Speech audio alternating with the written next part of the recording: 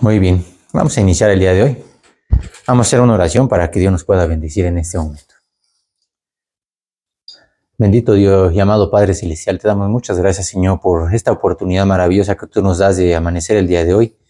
Gracias por tu palabra y por todas tus bendiciones. Gracias por tu misericordia, Señor, por cada uno de nosotros, por tus misericordias, Señor, por tu palabra, por tu fidelidad para con cada uno de nosotros. Te pedimos, Señor, para que tú hables en nuestro corazón, para que tú llegues a nuestro entendimiento, Señor. Te pedimos para que tú también llegues a la vida de mucha gente el día de hoy donde se predica tu palabra, para que tú des libertad y para que mucha gente pueda recibirte, pueda aceptarte, pueda venir a la salvación, Señor, y sea un día glorioso, un día de fiesta, porque mucha gente pueda arrepentirse y pueda venir a tus pies, Señor. Te pedimos para que a nosotros nos des gracia, nos des sabiduría y para que permitas que todo lo que vamos el día de hoy se quede en nuestros corazones, Señor, y puedas trabajar con ello, para que tú nos trates hasta que tú vengas por nosotros. Te lo pedimos todo y te damos las gracias en el bendito nombre de tu Hijo Jesús. Amén. Amén. Muy bien, el día de hoy vamos a ir a un tema muy especial. Y vamos a ir a un pasaje en el Nuevo Testamento. Vamos a ir nada más y nada menos al primer libro, vamos a Mateo. Y vamos a analizar uno de los capítulos que tiene muchas enseñanzas. Vamos al capítulo 25 de Mateo. Y vamos a ver que es un capítulo especial. No es un capítulo común y corriente. Resulta que Mateo 25 se divide en tres grandes partes. Como ustedes lo van a ver, en sus Biblias está separado y en la primera de ellas, los primeros 13 versículos, dice la parábola de las 10 vírgenes. Después hay otra frase, otra parte del 14 al 30 y dice parábola de los talentos. Pero los últimos versículos del 31 al 46, que es donde vamos a entrar al día de hoy, no dice que sea una parábola. Y eso es una diferencia que vamos a estudiar el día de hoy. Resulta que en la parábola de las 10 vírgenes, ¿verdad? Los primeros 13 versículos, fíjense cómo empieza el versículo 1. Y dice, entonces el reino de los cielos será semejante a 10 vírgenes. Y empieza a explicar, y ese será semejante, ¿verdad? Esa palabra semejante indica que algo o alguien se parece a otra cosa o a otra persona. Está haciendo una comparación. Entonces en este pasaje no se describe como tal el reino de los cielos. Solo se denotan algunas características o rasgos y eso es precisamente una parábola, es una comparación. Ahorita vamos a ver exactamente qué es una parábola. En la segunda parte, ¿verdad? En la parábola de los talentos, que es del 14 al 30, fíjense el versículo 14 cómo empieza. Porque el reino de los cielos es como un hombre que yéndose lejos, ¿verdad? Es como. Nuevamente está haciendo una comparación. Esa palabra, esa frase es como, se utiliza para hacer comparaciones, para dar ejemplos y para explicar algo. De la misma forma que el pasaje anterior, ¿verdad? No describe propiamente el reino de los cielos, pero sí hace mención de algunos rasgos. Sin embargo, vamos a entrar en materia, ¿verdad? En la tercera parte del capítulo 25 de Mateo, y dice, si lo tienen en sus Biblias, ese está nombrado y dice el juicio de las naciones. Qué interesante. Vamos a ver el juicio de las naciones y para quién es ese juicio, ¿verdad? Resulta que este juicio no es una parábola. ¿Y por qué no es una parábola? Ahorita lo vamos a ver más adelante en el desarrollo, ¿verdad? Pero empieza diciendo el versículo 31, cuando el Hijo del Hombre venga en su gloria. Entonces está hablando de algo que es un evento. No está hablando de algo que es como, ni tampoco es semejante. Ahora, ¿qué es una parábola? ¿Sabes qué es una parábola? En las matemáticas, una parábola es una línea curva que parece una campanita, ¿verdad? Y que define una función cuadrática. Eso es una parábola. Pero en la literatura, una parábola es un relato figurado que transmite una enseñanza, utilizando la comparación con situaciones cotidianas y con personajes humanos. Resulta que las parábolas ocupan personas, humanos, ¿verdad? A diferencia de las fábulas hacen lo mismo, pero con animalitos. Entonces son diferentes, ¿verdad? Vemos aquí que la primera parte de Mateo, la segunda parte, ¿verdad? En este habla de comparaciones, entonces son parábolas, ¿verdad? Pero la tercera no. Resulta que aquí lo está narrando Jesús, ¿verdad? Qué interesante que Jesús no denotó esto como una parábola, ¿verdad? Entonces, no habla de una comparación, ni siquiera de algo parecido o semejante. ¿Habla de qué? De un relato verídico y además de un evento profético. Habla del juicio final que habrá para todas las naciones. Ahorita vamos a ver ese tema, ¿verdad? Aquí dice, ¿verdad? Que el que no sea una parábola significa que no es una figura literaria, sino una verdad absoluta para el fin de los tiempos. Vamos a ver cómo empieza, ¿verdad? Ahora sí vamos a Mateo 25 y vamos a empezar con el versículo 31. Fíjense qué interesante. Dice, cuando el Hijo del Hombre venga en su gloria y todos los santos ángeles con él, entonces se sentará en su trono de gloria. Dice, cuando el Hijo del Hombre venga. Qué interesante expresión. Aquí no está cuestionando ni poniendo en tela de duda la venida del Hijo del Hombre. Sencillamente dice, cuando venga. No dice si algún día piensa venir, ¿verdad? O si es que algún día llega a venir. Es decir, habla de un hecho contundente que algún día con toda certeza pasará. ¿Le guste a la gente o no? ¿Lo crea o no? ¿Le interese o no? Eso significa, ¿verdad?, que no es una probabilidad ni una incertidumbre. Es algo que tarde o temprano va a ocurrir. Ahora, el que hasta el momento no haya ocurrido no significa que no va a pasar. Significa que aún no ha llegado el tiempo de Dios, no el tiempo de nosotros, ¿verdad? Pero que indudablemente va a suceder. Vamos a ver cómo dice 2 de Pedro 3:4, porque ahí habla acerca de esto, ¿verdad? De una y tantas personas, a través de todas las generaciones, todos han dicho lo mismo. Oye, pues eso de la segunda venida, pues como que yo no lo creo, ¿verdad? Pues que no haya venido en tus días es otra cosa, ¿verdad? 2 de Pedro, capítulo 3 y versículo 4. Y diciendo, ¿dónde está la promesa de su advenimiento? Porque desde el día en que los padres durmieron, todas las cosas permanecen así como desde el principio de la creación. Y hay mucha gente que dice lo mismo. Pues, ¿dónde está Jesús, no? ¿Dónde está la venida? Pues no, que te dice la Biblia y que la profecía y que algún día va a venir, ¿verdad? Y fíjense qué interesante, este versículo dice, porque desde el día en que los padres durmieron, todas las cosas permanecen así como desde el principio de la creación. La gente lo enfrasca a su realidad, desde los días en el que los padres durmieron. Lo estás contando a partir de tu época. Eso no significa que sea el tiempo de Dios. Claro que permanecen igual desde el día que los padres durmieron. El problema es que Dios lo ve en la perspectiva totalmente diferente. Lo ve desde la eternidad, no desde nuestra generación. Por eso lo vemos diferente, ¿verdad? Y entonces no tiene nada que ver con nuestro punto de vista. Este maravilloso evento y terrible evento al mismo tiempo, vamos a ver qué sucede. Vamos al versículo 32 de nuestro pasaje de Mateo 25, el versículo 32, y fíjense qué interesante, me gusta mucho, porque todo lo que vamos a hablar el día de hoy se centra en este versículo. Versículo 32. Y serán reunidas delante de él todas las naciones, y apartará los unos de los otros, como aparta el pastor las ovejas de los cabritos. Qué versículo tan interesante.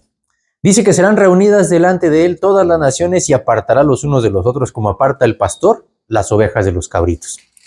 Aquí dice este versículo que no va a ser una fábula, ¿verdad? No va a ser un cuento. Dice que va a ser una realidad. Y lo primero que va a hacer, dice que va a ser 4 cosas muy importantes. La primera de ellas, serán reunidas.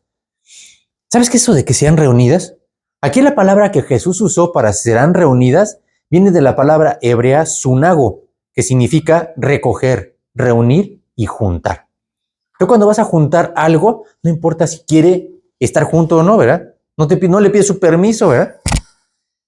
Todos estos verbos de poner junto, ¿verdad?, un grupo de cosas o de personas, significa que no le estás pidiendo su opinión, ni su consentimiento, ni su permiso, ni sin importar si quieren o no estar ahí. Tú agarras y los pones en un solo lugar, ¿verdad? Ahora, la pregunta importante, ¿quién va a reunir a las naciones? Hay todo tipo de gente, ¿verdad? Todo tipo de situaciones, ¿verdad? Esta figura que se usa aquí es como cuando los pescadores echan la red en el mar. ¿Y sabes qué hace la red? Agarra todos los pescados y cuando los están sacando, todos empiezan a brincar y a saltar. ¿Por qué? Porque no quieren estar ahí. Pero eso no significa que la red no los saque. Al fin y al cabo, se quedan ahí adentro. Eso es ser reunidos, les guste o no. Aquí no dice que las naciones van a ir voluntariamente, ni que van a ir por su propio pie, sino que van a ser reunidas.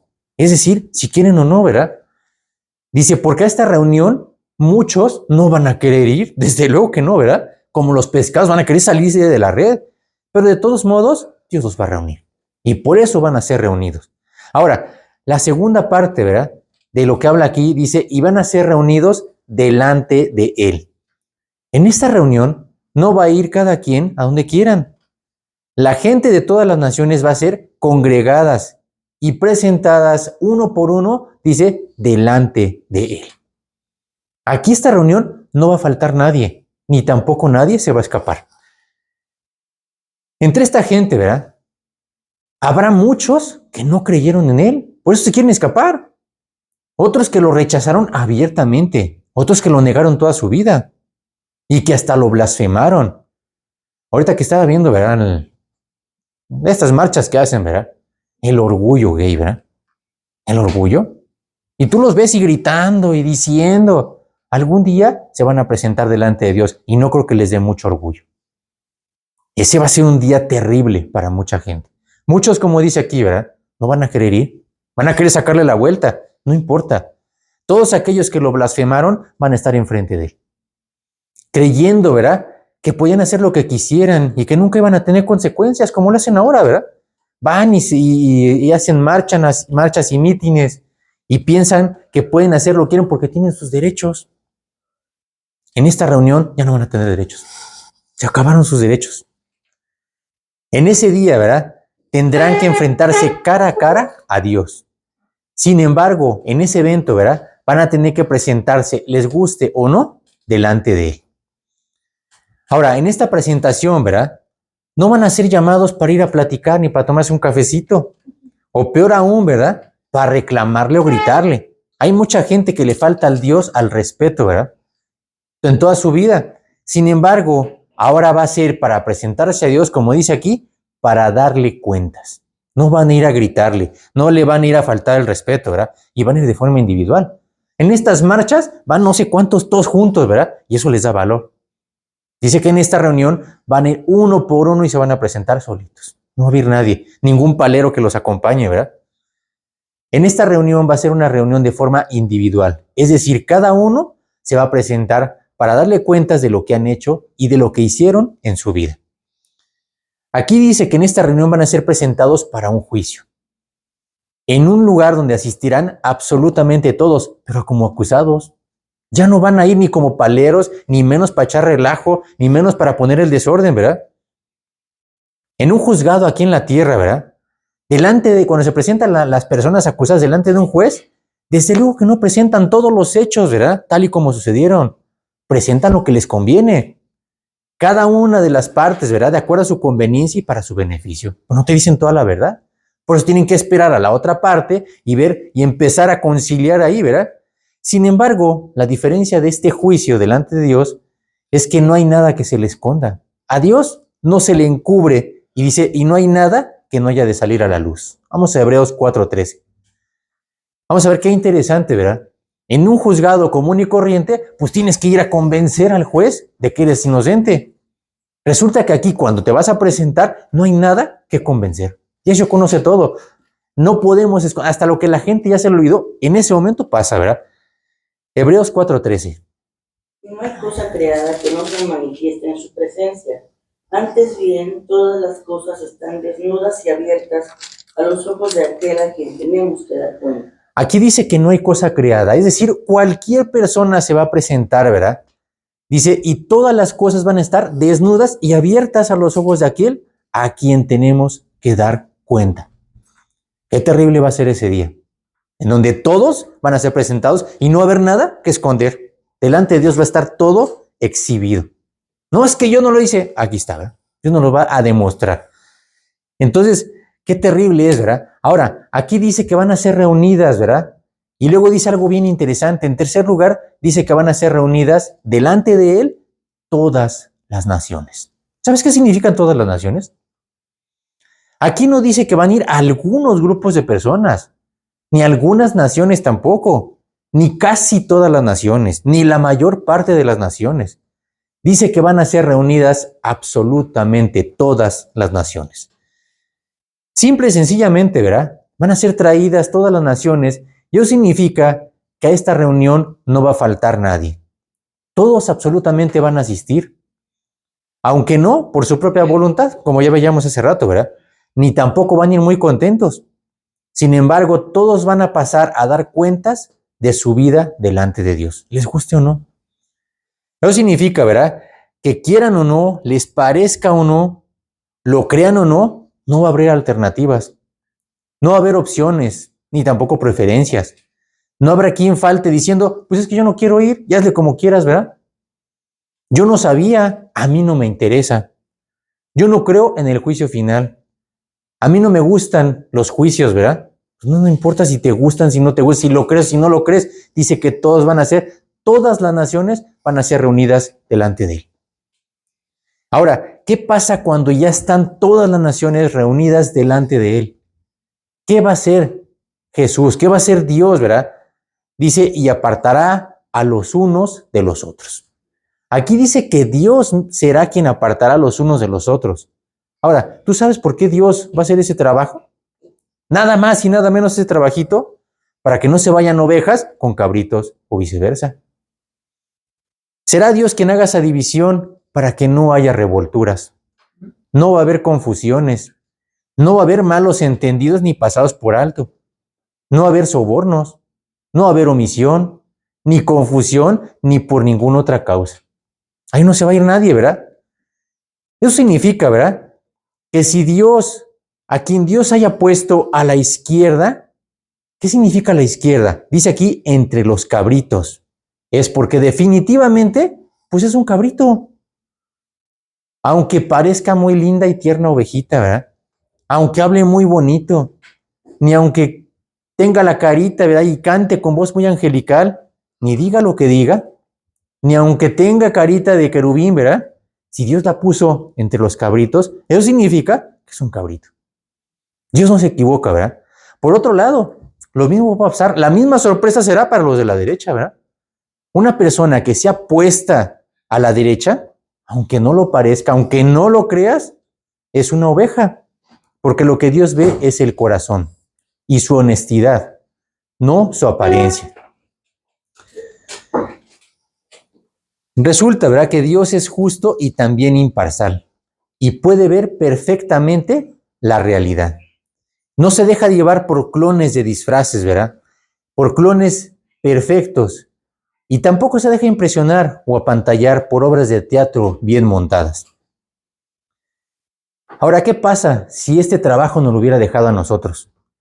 Si nosotros hubiéramos tenido que hacer este juicio, ¿verdad?, sin lugar a dudas, nosotros cometeríamos muchas equivocaciones y muchas omisiones.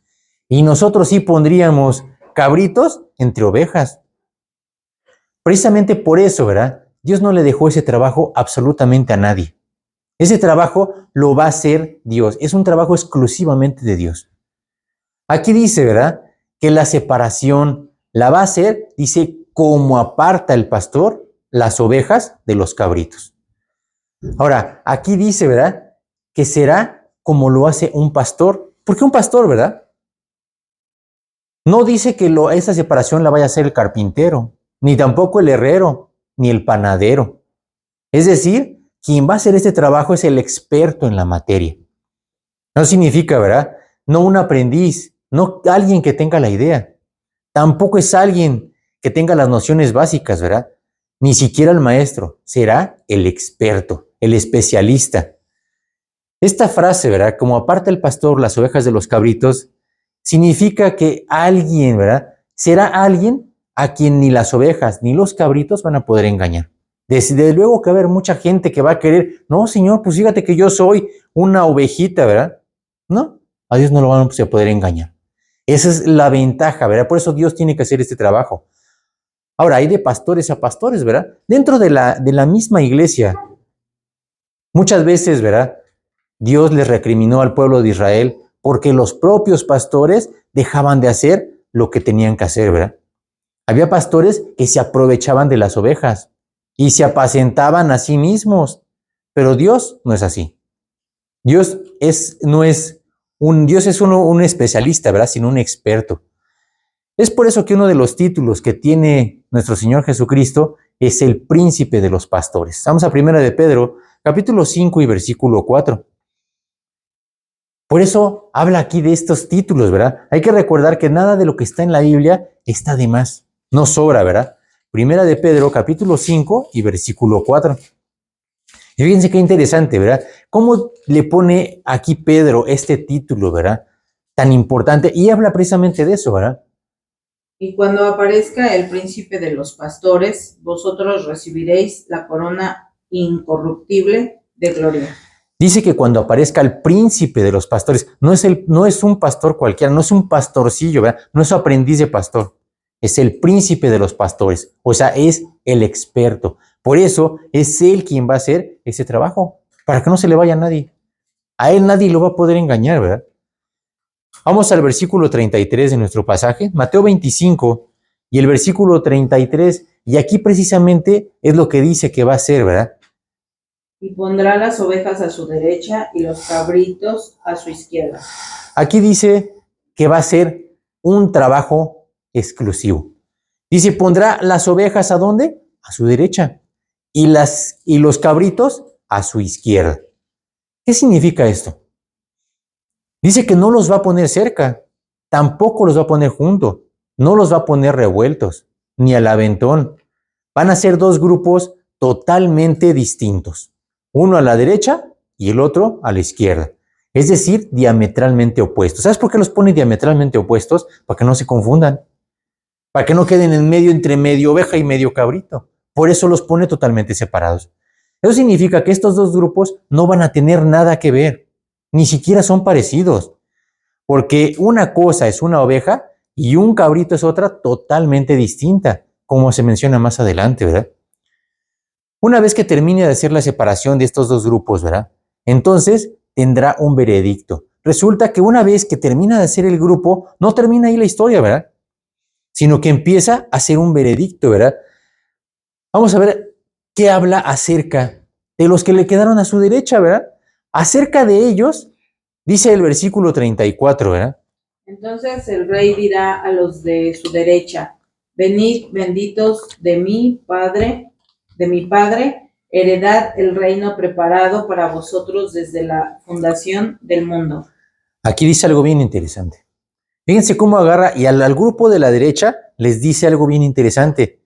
Dice, entonces el rey dirá, ¿a quién? A los de su derecha. Significa que va a haber un grupo bien definido, ¿verdad? Venid, benditos de mi Padre, heredad del reino preparado para vosotros desde la fundación del mundo. Les dice tres cosas bien interesantes. Cuando aquí le dice venid, es una invitación solamente para los de la derecha, es decir, solamente para ovejas. Ese venid significa acércate con confianza, ¿verdad? Ya puedes tú acercarte con toda confianza. Ahora, ¿para qué te vas a acercar? Le dice, venid, benditos de mi Padre. Qué hermoso es esto, ¿verdad? Y les termina diciendo, heredad el reino preparado para vosotros desde la fundación del mundo.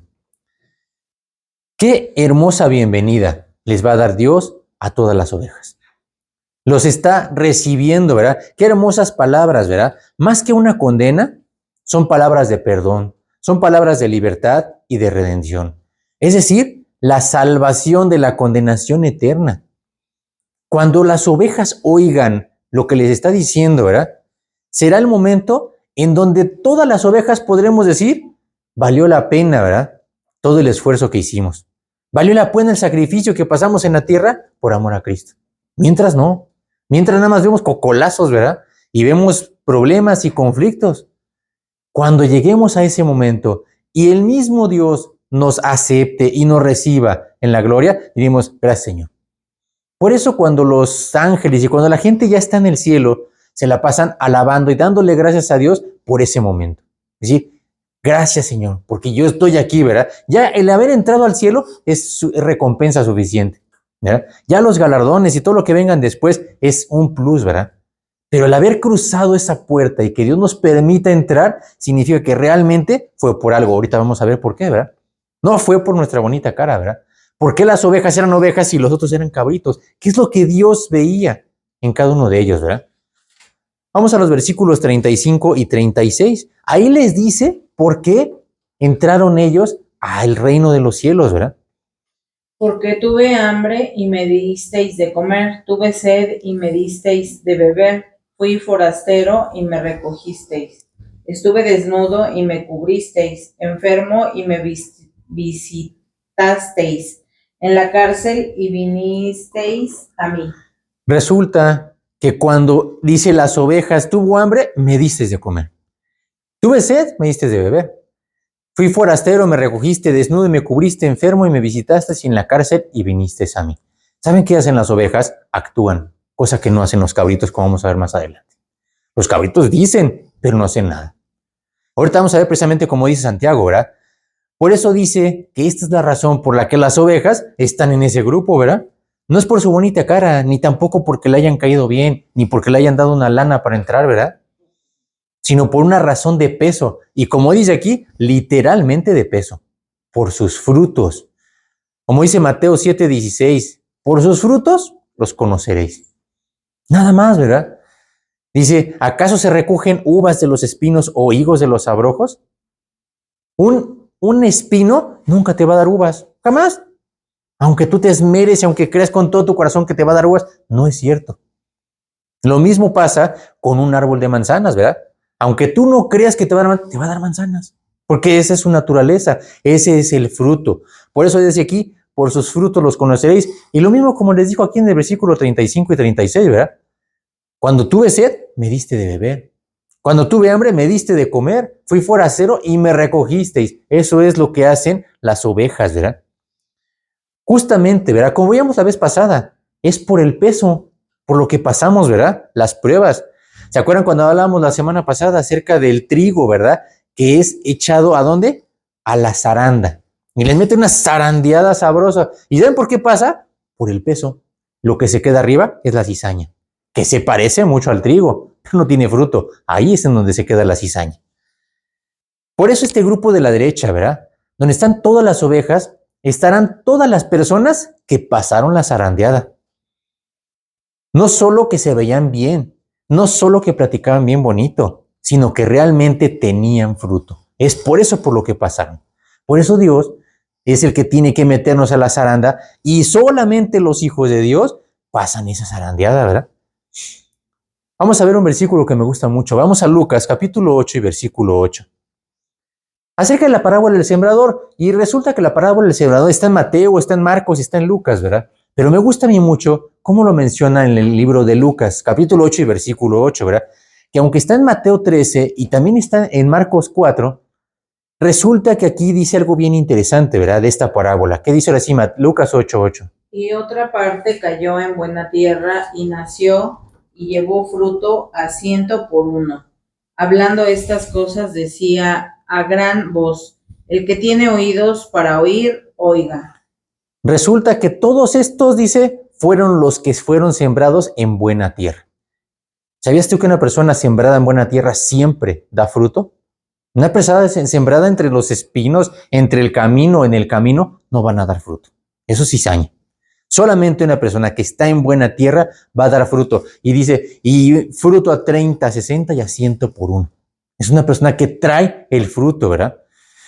Aquí, por ejemplo, como dice en Lucas, ¿verdad? Dice una persona que cae en buena tierra, dice algo bien interesante, y nació. Esa es la palabra más importante. Eso habla de un nuevo nacimiento. Y cuando hay un nuevo nacimiento, por consecuencia ahora viene el llevar fruto. Una persona que no nace no lleva fruto. Entonces, por eso es importante el que haya este nuevo nacimiento, ¿verdad? No solamente platicar. Por eso cuando venga Cristo, ¿verdad? Y como dice aquí en el juicio de las naciones, va a haber mucha gente que se van a quedar. Va a haber mucha gente que Dios va a poner con los cabritos, aunque tengan 50,000 títulos, y aunque hayan llenado estadios, y aunque hayan hecho lo que hayan hecho. Sencillamente, como dice aquí, no nacieron de nuevo. Tenían muchos títulos, tenían mucho reconocimiento, tenían mucho dinero, pero no tenían a Cristo en su corazón. Y para Dios eso es lo único que vale la pena. Vamos a ver, ¿verdad? El versículo 37, ahora hasta el 40. Esta es una reacción natural de cualquier persona, ¿verdad? En una terrible sorpresa, en una nota terrible, ¿verdad? En una agradable sorpresa en este caso para los justos, ¿verdad? Del 37 hasta el 40 de Mateo 25. Entonces los justos justos le responderán diciendo, Señor, ¿cuándo te vimos hambriento y te sustentamos, o sediento y te dimos de beber? ¿O cuando te vimos forastero y te recogimos, o desnudo y te cubrimos? ¿O cuando te vimos enfermo o en la cárcel y vinimos a ti? Respondiendo el rey les dirá, de cierto os digo que en cuanto lo hicisteis a uno de estos mis hermanos más pequeños, a mí lo hicisteis. Los mismos justos, las ovejas, van a decir, oye, Señor, pues yo cuando te vi, ¿verdad? Yo nunca te vi sediento, hambriento, ¿verdad? Y yo te ayudé, ¿verdad? Dice, por cuanto lo hiciste a estos, mis hermanos más pequeños, a mí lo hiciste. Resulta que las ovejas hacen. Esa es la diferencia con los cabritos, ¿verdad? Ahora, para las ovejas, para todo el grupo que está a la derecha, ¿verdad? Será una muy grata sorpresa el oír su veredicto. Y más aún darse cuenta de todo lo que hicieron, ¿verdad? Por su Señor. Ni siquiera se habían dado cuenta. Precisamente, ¿verdad? Eso es a lo que Dios se refiere en Colosenses. Vamos a Colosenses capítulo 3, versículo 23. Porque realmente eso es la invitación que Dios nos hace a todos como ovejas, ¿verdad? A hacer las cosas para el Señor, ¿verdad? Y todo lo que hagáis, hacedlo de corazón como para el Señor y no para los hombres. Todo lo que hagáis. Esa es la palabra importante. Los corderitos nada más platican, pero no hacen. Por eso es importante, y dice, y lo que tú hagas, hazlo como para ¿quién? Para el Señor, no para los hombres. Hay muchas veces que nosotros nos quejamos porque tenemos que hacer tal o cual cosa y es muy pesado, ¿verdad? Por eso dice aquí hay que hacerlo como para nuestro Señor. Y eso cambia las cosas, porque la recompensa la vamos a tener en ese día, ¿verdad? Bueno, digamos, oye Señor, pues ¿cuándo hice todo esto? Dice, por cuando tú lo hiciste a estos más pequeños, a mí lo hiciste. Ahora, trabajar para el Señor no es fácil, es muy desgastante. Muchas veces nos cansamos, nos desanimamos en este mundo, ¿verdad? Al ver tanta gente y tanta oposición, ¿verdad? El otro día yo estaba viendo precisamente eso, ¿verdad? Cómo la gente, ¿verdad? A la hora de hablar de Dios, pues la gente así como que, no, ya me hablan de otra cosa, ¿verdad? Les puedes hablar hasta de perversiones, pero les hablas de Dios y se fastidian. No, eso no lo quieren, ¿verdad? Lo demás sí les llama la atención. Por eso trabajar en la obra de Dios es algo muy difícil, ¿verdad? Es nada más es ir contra la corriente ahorita, en este mundo. Pero es lo que nos va a llevar al grupo de la derecha, ¿verdad?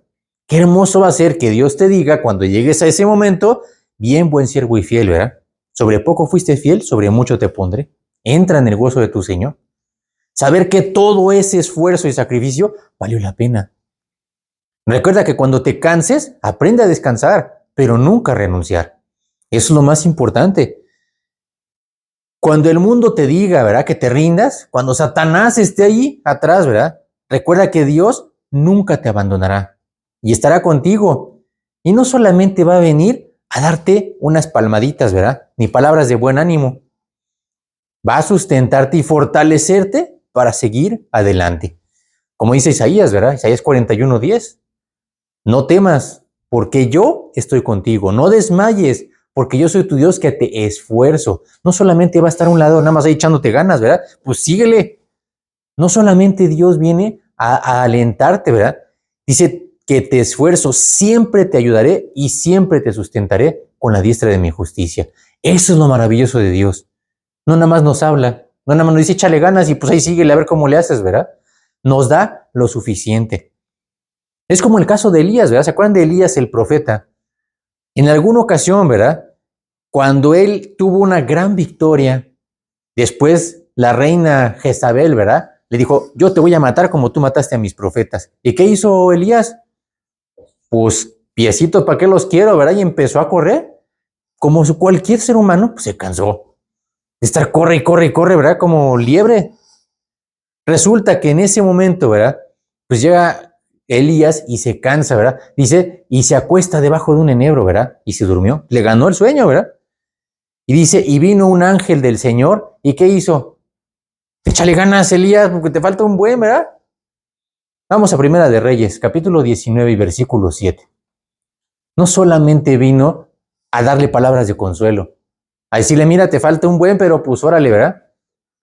Dice que no vino una vez, dice vino 2 veces con el mismo motivo, ¿verdad? Primera de Reyes 19 y versículo 7. volviendo el ángel de Jehová la segunda vez lo tocó diciendo, levántate y come, porque el largo camino te resta. Resulta que no solamente le vino a echar ganas, ¿verdad? Ni le vino a decir.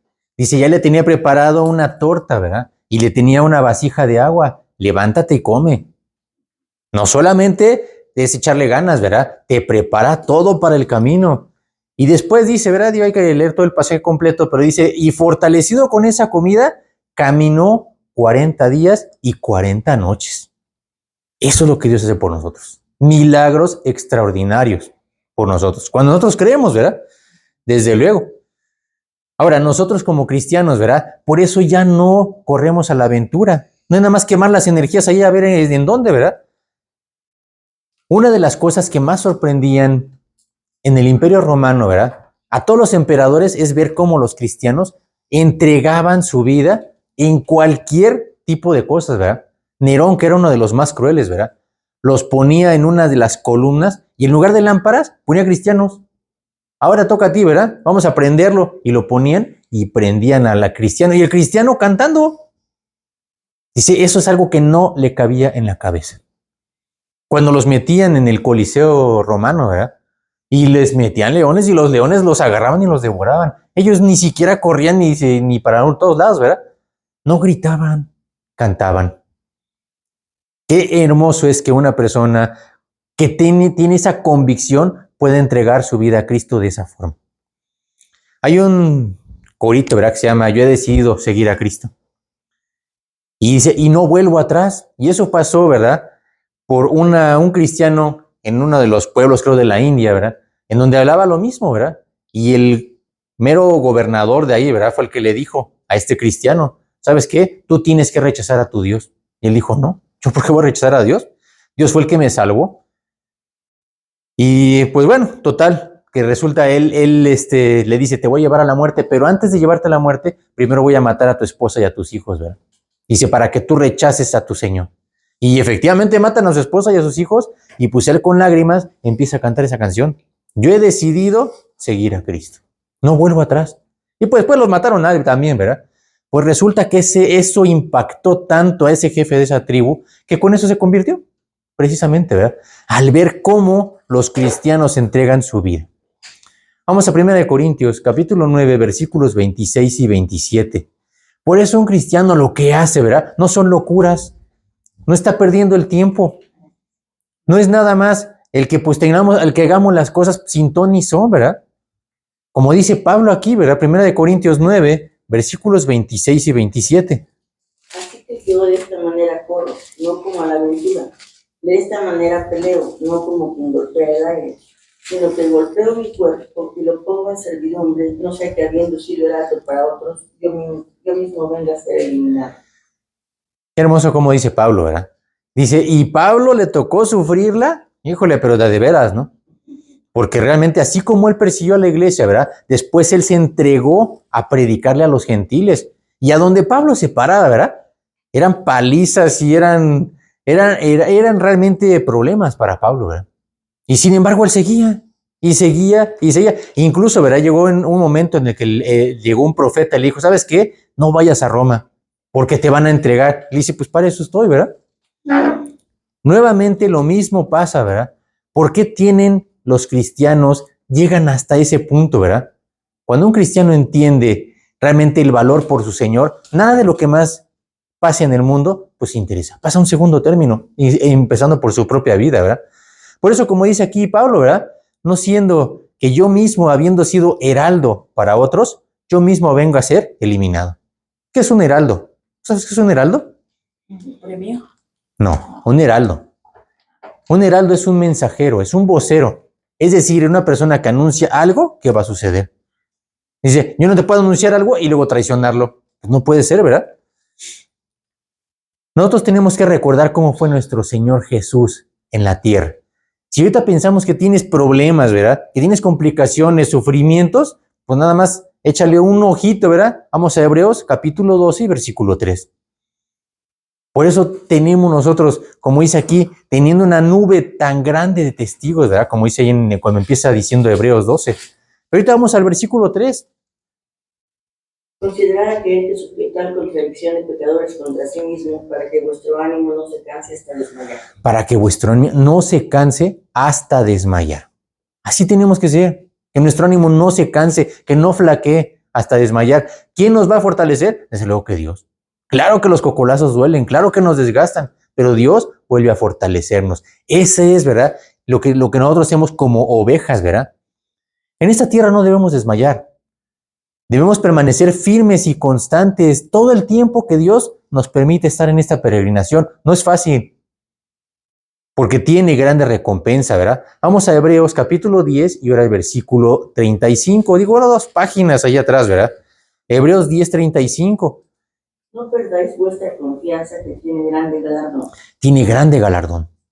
Y ya veíamos ahorita, ya al entrar al cielo, ¿verdad? Ya haber cruzado la línea de entrar al cielo es recompensa suficiente.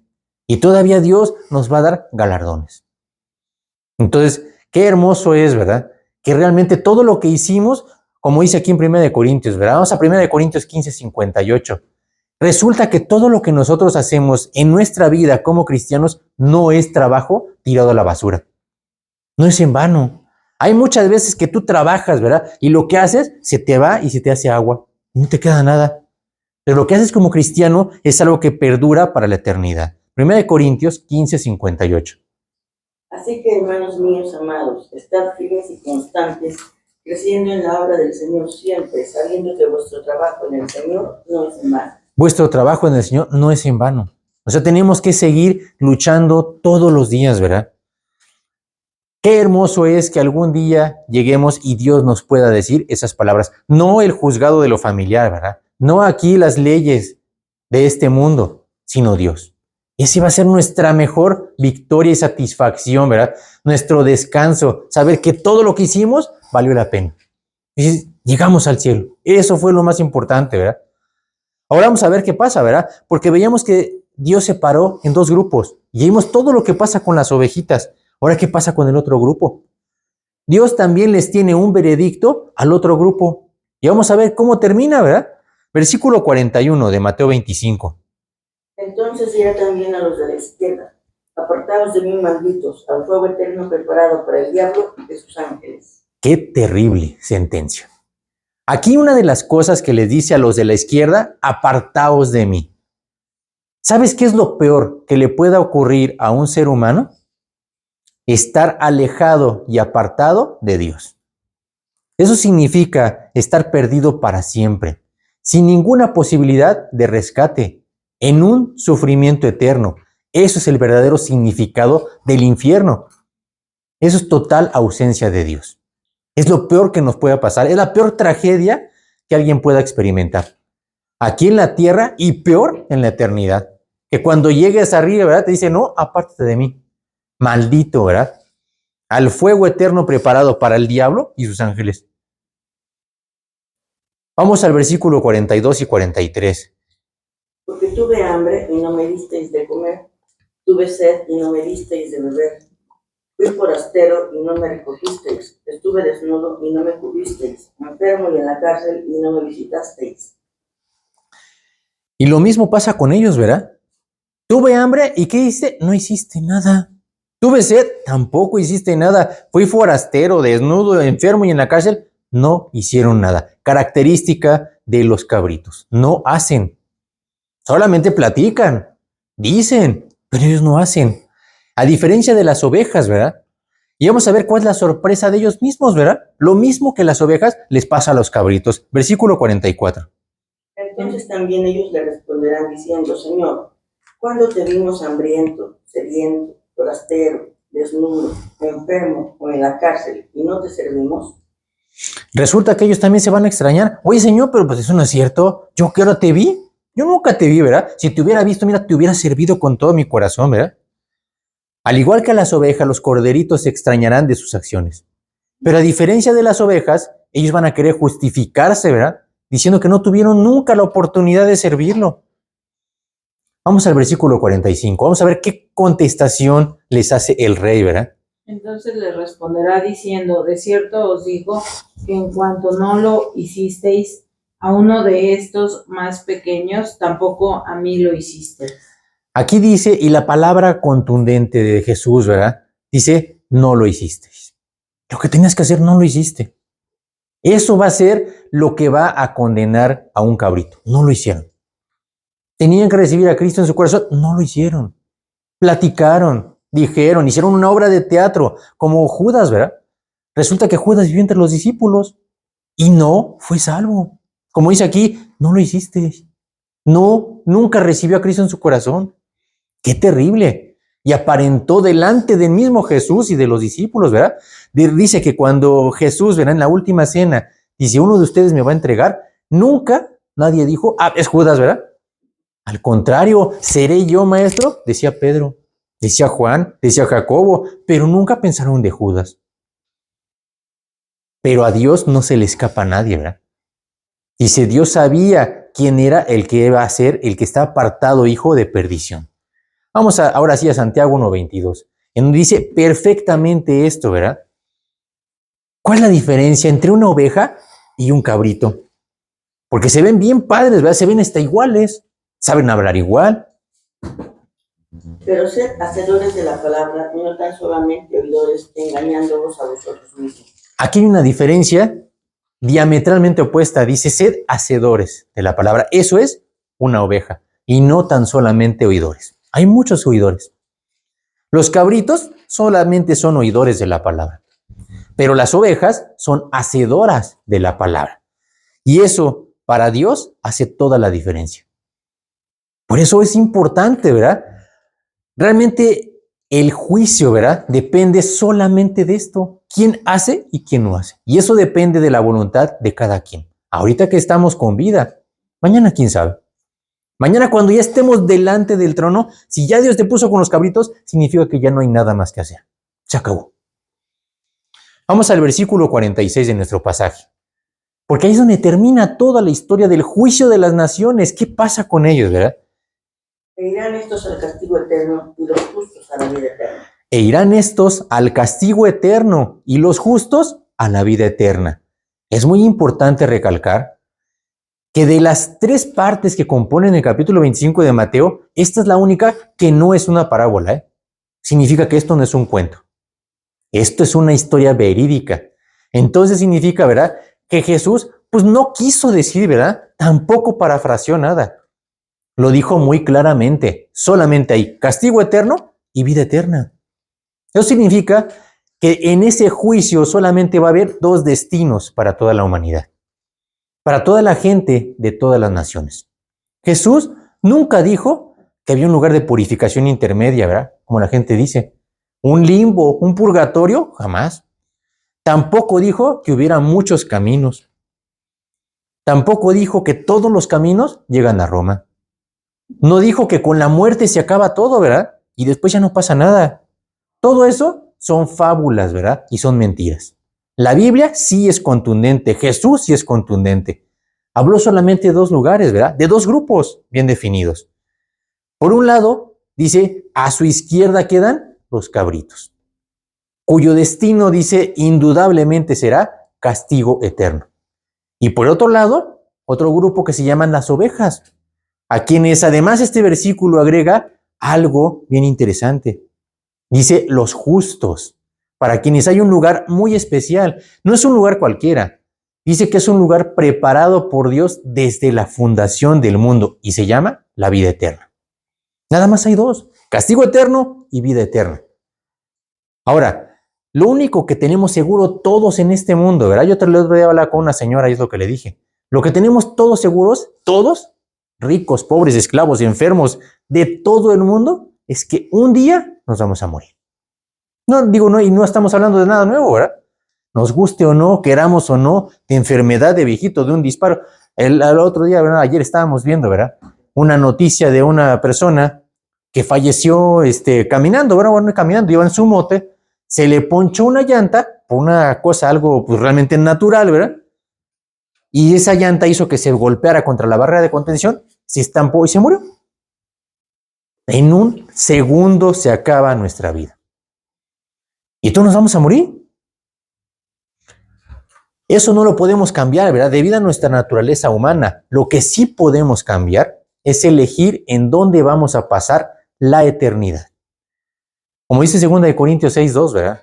He aquí ahora el día aceptable. He aquí ahora el día de salvación. Pero esto, ¿verdad? Es una decisión que debemos tomar ya. En este momento, ¿verdad? Nadie tiene la vida comprada. Y en un momento podemos pasar a la eternidad, ¿verdad? Dios nos va a llamar a su presencia.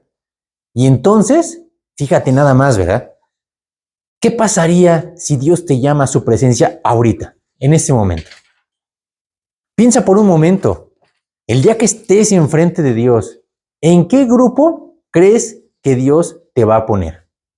¿A la derecha o a la izquierda? No hay más, ¿eh? No hay grupos adelante, atrás, no. Nada más hay derecha y izquierda. La pregunta no es para saber en dónde te gustaría estar, sino que Dios, juez justo, ¿en dónde te va a poner? Dios te va a poner donde mereces. ¿Dónde crees que vas a terminar? ¿A la derecha o a la izquierda? No hay opciones, no hay caminos alternos, no hay escapatoria y tampoco indiferencia, ¿verdad? Hay mucha gente que dice, no, pues yo lo rechazo y se acabó, ¿verdad? Hay mucha gente que mejor se queda neutral, ¿verdad? Dicen, pues yo ni con melón ni con sandía. Pero como vimos, delante de Dios no hay términos de medios, ¿verdad? O son ovejas o son cabritos.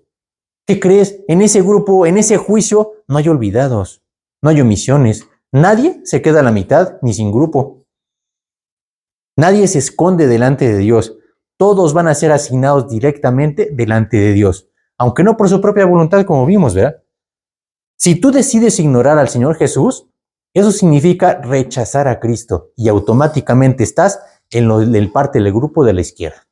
Porque mucha gente se le hace bien fácil, ¿verdad? El espíritu escapista, ¿verdad? No, pues yo ni me meto, ¿verdad? En ese momento estás del otro lado. Analiza tu vida. Nadie mejor que tú conoce lo que hay en lo profundo de tu corazón. Si tú mueres en este momento y Dios te pone en los cabritos, en este momento todavía tienes la oportunidad de cambiar tu destino eterno. Es decir, pasar al grupo de las ovejas. Pero honestamente, entrégale tu vida a Cristo. Pídele que te perdone de todos tus pecados y te haga un hijo suyo en este momento para que puedas gozar de la eternidad con Él. Vamos a hacer una oración. Vamos a pedirle a Dios, ¿verdad? Si tú no has recibido a Cristo, si tú todavía no estás seguro, si tú crees que te vas a ir con los cabritos, ¿verdad? En este momento puedes cambiar el curso de ese destino. Vamos a hacer una oración. Les voy a invitar a que cerremos nuestros ojos y le vamos a pedir a Dios realmente eso, que Él haga ese trabajo maravilloso por nosotros. Vamos a hacer una oración. Bendito Dios y amado Padre Celestial, en este momento te damos muchas gracias, Señor, por haber escuchado tu palabra, porque tú nos das la claridad, Señor, porque tú también nos muestras que no hay caminos intermedios, solamente es la derecha o la izquierda, el castigo eterno o la vida eterna. Señor, en este momento yo reconozco que soy pecador y que mis pecados me llevan al infierno, me llevan al grupo de los cabritos, Señor.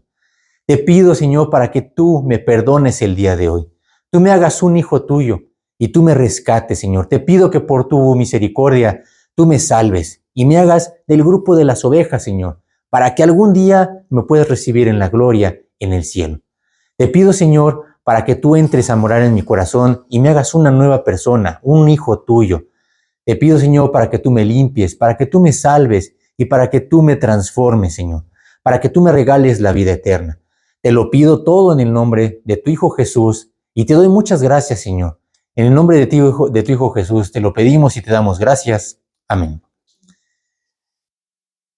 Si tú hiciste esta oración honestamente, en este momento Dios acaba de pasar tu posición de los cabritos hacia las ovejas. Y no porque seas bueno, sencillamente porque Dios ve tu corazón. Eso es lo único que Dios va a ver el día en el que nosotros vayamos a su presencia.